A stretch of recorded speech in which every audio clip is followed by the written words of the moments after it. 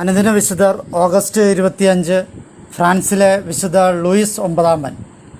തൻ്റെ 12ാമത്തെ വയസ്സിൽ ഫ്രാൻസിലെ രാജാവായി തീർന്ന വിശുദ്ധ ലൂയിസ് ഒമ്പതാമനെ മതപരമായ ഔന്നത്യത്തിലേക്ക് കൈപിടിച്ചു നടത്തിയത് അദ്ദേഹത്തിൻ്റെ മാതാവായിരുന്ന കാസ്റ്റിലയിലെ ബ്ലാഞ്ചെ ആയിരുന്നു.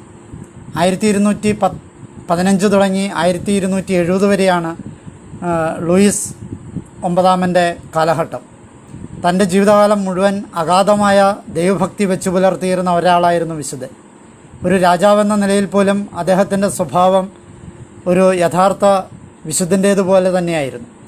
രാജ്യത്തിൻ്റെയും ക്രിസ്ത്യൻ ലോകത്തിൻ്റെയും ക്ഷേമത്തിനായി തൻ്റെ ജീവിതം തന്നെ ലൂയിസ് സമർപ്പിച്ചു. ഒരു നല്ല സമാധാന സ്ഥാപകനും കൂടിയായിരുന്നു അദ്ദേഹം. നിരവധി രാജാക്കന്മാർ തമ്മിലുള്ള തങ്ങളുടെ തർക്കങ്ങൾ ഒത്തുതീർപ്പാക്കുന്നതിന് നിരന്തരം വിശുദ്ധൻ്റെ സഹായം അഭ്യർത്ഥിച്ചിരുന്നു. വിനീതമായ ഹൃദയത്തിന് ഉടമയായ വിശുദ്ധ ലൂയിസ് തൻ്റെ പദവിയെ വകവയ്ക്കാതെ പാവങ്ങൾക്ക് സഹായമാവുകയും കുഷ്ഠരോഗികളെയും മറ്റു രോഗികളെയും സ്വയം പരിചരിക്കുകയും ചെയ്തു. ദൈവഭക്തിയിലും ദിവ്യകാരുണ്യ സ്വീകരണത്തിലും വിശുദ്ധൻ വളരെയധികം ആവേശം കാണിക്കുകയും അതിനായി മറ്റുള്ളവരെ പ്രേരിപ്പിക്കുകയും ചെയ്തു. യുദ്ധകളത്തിൽ ധീരനും സൽക്കാരങ്ങളിൽ മാന്യനുമായിരുന്ന ലൂയിസ് ഉപവാസവും കർക്കശമായ ജീവിത രീതിയും പാലിച്ചിരുന്നു. അദ്ദേഹത്തിൻ്റെ രാഷ്ട്രീയമാകട്ടെ നീതിയിലും വിശുദ്ധിയിലും സമാധാനത്തിനും വേണ്ടിയുള്ള ശ്രമങ്ങളിലും അധിഷ്ഠിതമായിരുന്നു. എന്നിരുന്നാലും അദ്ദേഹത്തിൻ്റേത് ഒരു ദുർബലമായ ഭരണമായിരുന്നില്ല. മറിച്ച് തലമുറകളോളം മാതൃകയാക്കിയ ഒരു നല്ല ഭരണമായിരുന്നു ലൂയിസ് കാഴ്ചവെച്ചത്. സന്യാസ സഭകളുടെ ഒരു വലിയ സുഹൃത്തും തിരുസഭയുടെ ഒരു വലിയ ഉപകാരിയുമായിരുന്നു വിശുദ്ധ ലൂയിസ് ഒമ്പതാമൻ. വിശുദ്ധ നഗരത്തിൻ്റെ മോചനത്തിനു വേണ്ടിയുള്ള കുരിശുയുദ്ധത്തിനിടയിൽ ടൂണിസിന് സമീപമാണ് വിശുദ്ധൻ കർത്താവിൽ അന്ത്യനിദ്ര പ്രാപിച്ചത്. ആരാധനക്രമ ഗ്രന്ഥത്തിൽ വിശുദ്ധനെക്കുറിച്ച് ഇപ്രകാരം രേഖപ്പെടുത്തിയിരിക്കുന്നു: ഏതാണ്ട് 20 വർഷത്തോളം രാജാവായിരുന്നതിന് ശേഷമാണ് അദ്ദേഹത്തിന് കഠിനമായ രോഗം പിടിപെടുന്നത്.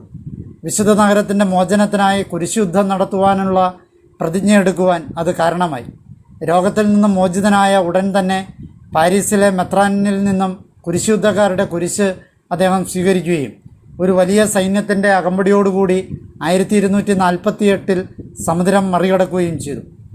യുദ്ധത്തിൽ ലൂയിസ് ശത്രുക്കളെ പരാജിതരാക്കിയെങ്കിലും പ്ലേഗ് ബാധ മൂലം അദ്ദേഹത്തിൻ്റെ സൈന്യത്തിൻ്റെ വലിയൊരു ഭാഗം നഷ്ടമായി. തുടർന്ന് 1250 അദ്ദേഹം ആക്രമിക്കപ്പെടുകയും പിടിക്കപ്പെടുകയും ചെയ്തു. അതിനാൽ സാരസൻസുമായി സമാധാന സന്ധിയിലേർപ്പെടുവാൻ രാജാവ് നിർബന്ധിതനാവുകയും വലിയൊരു മോചനദ്രവ്യം നൽകിക്കൊണ്ട് അദ്ദേഹവും അദ്ദേഹത്തിൻ്റെ സൈന്യവും മോചിതരാവുകയും ചെയ്തു. രണ്ടാം കുരിശ് യുദ്ധത്തിനിടയ്ക്ക് പ്ലേഗ് മൂലമാണ് അദ്ദേഹം മരണപ്പെട്ടത്. ട്രിനിറ്റാരിയൻ മൂന്നാം സഭയിൽ അംഗമായിരുന്ന ലൂയിസ് ഫ്രാൻസിസ്കൻ സഭയുടെ ഒരു ശക്തനായ സഹായി കൂടിയായിരുന്നു. അതിനാൽ തന്നെ രാജാവിൻ്റെ സഹായങ്ങൾക്ക് പ്രത്യുപകാരമായും അദ്ദേഹത്തിൻ്റെ കത്തോലിക്കാപരമായ ജീവിത മാതൃകയും വിശുദ്ധ ബനവന്തൂരയെ ആകർഷിച്ചിരുന്നു. ടൂണിസിൽ വെച്ച് വിശുദ്ധൻ മരണപ്പെടുന്നതിന് 1 ദശകം മുമ്പ് തന്നെ വിശുദ്ധ ബനവന്തൂര ഫ്രാൻസിസ്കൻ സഭയുടെ ജനറൽ സമ്മേളനത്തിൽ വെച്ച് വർഷം തോറും ഒരു ദിവസം വിശുദ്ധന് വേണ്ടിയുള്ള പ്രത്യേക പ്രാർത്ഥനകളും ഭക്തിയും ആചരിക്കേണ്ടത് ആവശ്യമാണെന്ന് നിർദ്ദേശിച്ചു. 3 വർഷങ്ങൾക്ക് ശേഷം സമിതി ആ നിർദ്ദേശം സ്വീകരിക്കുകയും ലൂയിസ് ഒമ്പതാമൻ്റെ മരണശേഷം ഉടൻ തന്നെ ഫ്രാൻസിസ്കൻ സഭ അദ്ദേഹത്തിൻ്റെ വിശുദ്ധ പദവിക്ക് വേണ്ടിയുള്ള പ്രചാരണം തുടങ്ങുകയും ചെയ്തു. ലൂയിസ് ഒമ്പതാമൻ വിശുദ്ധ പദവിയിലേക്ക് ഉയർത്തപ്പെട്ട ഉടൻ തന്നെ സെക്കുലർ ഫ്രാൻസിസ്കൻ സഭയും ഫ്രാൻസിസ്കൻ തേർഡ് ഓർഡർ റെഗുലർ സഭയും അദ്ദേഹത്തെ തങ്ങളുടെ സംരക്ഷകനും മധ്യസ്ഥനുമായി ആദരിച്ചു തുടങ്ങി.